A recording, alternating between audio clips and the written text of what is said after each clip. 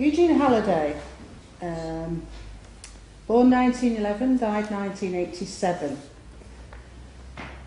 Who was he? Well, to those of us who knew him, he was a very good friend, a teacher, spiritual teacher, many things. And if you ask different people, they will tell you different things about him. The only thing he said about himself was that he was an artist, but that artist was about creativity in the broadest sense.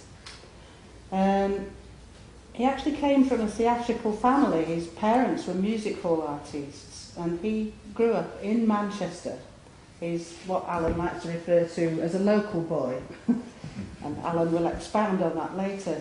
And he also, in the later part of his life, lived and worked in Bowden and founded a charity called Ishval, the Institute for the Study of Hierological Values, which was based in Bowden.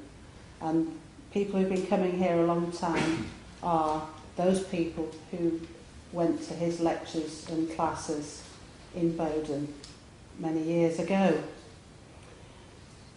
He was interested from a very early age, through his family, I think, and through himself as well, in art and music, philosophy, mysticism, world religions, the latest developments in science, and he studied all of these in great depth throughout his life.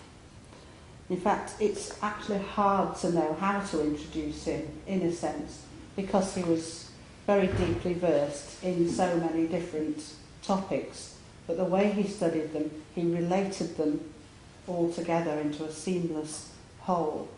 Some people know him as a Christian philosopher and teacher, and he was actively connected to a healing ministry in Manchester in the 1950s, possibly earlier, and wrote for the Cavendish magazine, which was based from a church based in All Saints. Later on, he wrote for a magazine called The Healing Quarterly. There was a series of lectures called The Way to Faith. And later he wrote for St Michael's Church magazine in Sale. His friend Michael Graham was the vicar.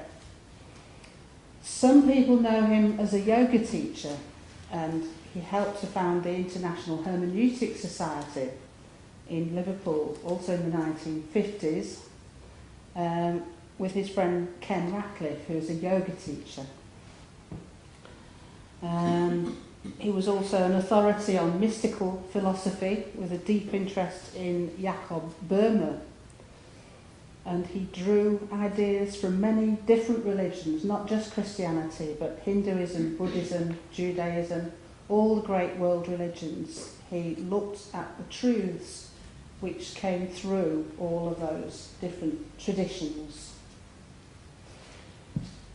I could go on, but I could be here for quite a long time enumerating the different areas that he studied and taught. But I think that would take too long, and for those of you who aren't familiar with him, would perhaps be a little bit boring. So I'm thinking about where do we start when you want to look at the work that he did. I think it's quite likely that if half a dozen people who knew Eugene decided to give an introductory talk, they would all start from each a different viewpoint, depending on what was important to them in what they'd learned from him and what particularly interested them in what he put across.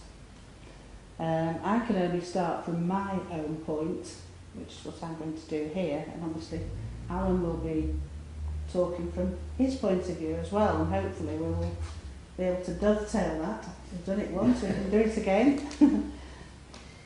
But what I particularly feel is a good way in is to look at the topic of freedom. Freedom is something that he talks about many, many times and was a very important concept within his work. And while preparing for this talk, I came across something in the Big Issue magazine. I was reading an interview with one of the vendors of the Big Issue, a woman who had been homeless, was having a very hard time, was trying to get herself back on track, get herself off drugs, become perhaps a drug counsellor to be able to do some good for other people through her own experience. And one of the things she said was, in terms of trying to get off drugs, when you have to rely on something like that, you are not free. You're tied into that cycle. That is a really important thing. Now, Halliday talked about freedom a great deal, but what he meant was not something like the 1960s idea of let it all hang out, throw off all restrictions, get rid of all the boundaries. That's not what he was talking about. He was talking about an internalised personal freedom which requires self-determination, and it's not an easy process. He often quoted what I believe may be attributed to Thomas Jefferson, is the price of freedom is eternal vigilance. It is hard work, it's not just throwing off the traces and enjoying yourself. It is something where you have to bring yourself to the point of really work. When we were preparing for this talk, I was talking this through with Alan, and he mentioned, who was this quote from? Freedom from, or freedom to? Nietzsche. Sorry, right, thank you very much. So we have two kinds of freedom here. Freedom from, which is, in a sense, what I've already mentioned, the freedom to get off drugs, the freedom to get yourself off a dependence on some substance, whether it's coffee or alcohol or whatever. It's also freedom from restrictions, whether they're external, such as rules, family pressures, social pressures, the opinions of other people, or internal pressures, such as emotional blockages, habits, phobias, which restrict the way we're able to live our lives. But why do we want freedom from these things? It's so that we can live our life the way that we want to. And to do that, we need freedom to, as well as freedom from. And freedom to